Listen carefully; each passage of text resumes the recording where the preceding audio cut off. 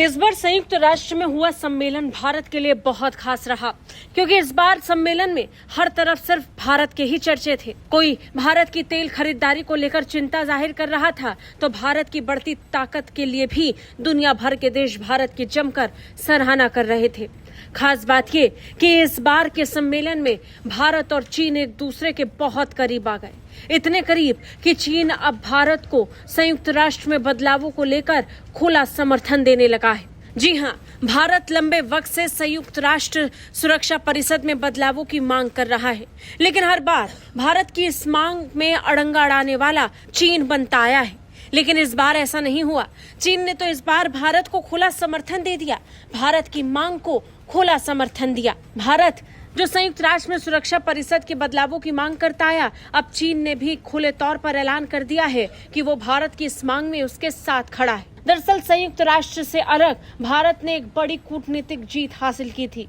भारत ने ब्रिक्स देशों के साथ एक ऐतिहासिक बैठक की और इस बैठक की अध्यक्षता कर भारत ने साफ कर दिया कि कैसे अमेरिका की जमीन पर ब्रिक्स देश मजबूत होने की ताकत रखते हैं, यूएन को सीधी चुनौती देने की हिम्मत रखते हैं।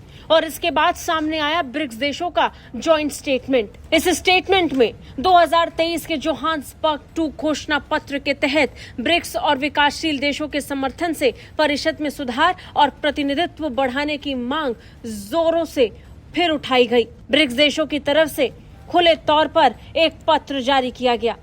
इस स्टेटमेंट में कुछ 20 से ज्यादा पॉइंट शामिल किए गए और इस पॉइंट में 14 नंबर वाला पॉइंट सबसे ज्यादा खास था, जो भारत के लिए एक बड़ी कूटनीतिक जीत मानी जा रही है। दरअसल इस 14 नंबर के पॉइंट में खुलकर ब्रिक्स देशों ने इस बात का समर्थन किया कि भारत और ब्राजील की सदस्यता की जवाबदेही संयुक्त राष्ट्र में होनी चाहिए। जोहान्सबर्ग के घोषणा पत्र का जिक्र करते हुए कहा गया कि संयुक्त राष्ट्र में व्यापक सुधार की आवश्यकता है, जिस पर फिर से जोर दिया गया।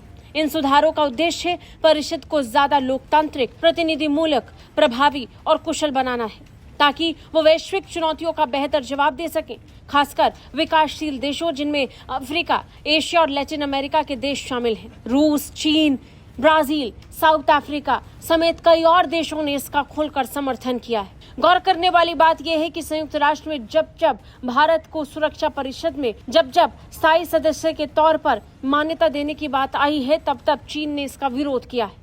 लेकिन अब मानो संयुक्त राष्ट्र सुरक्षा परिषद में स्थायी सदस्य का रास्ता खुद साफ हो रहा हो। चीन की तरफ से समर्थन बता रहा है कि चीजें अब भारत के पक्ष में जा सकती हैं।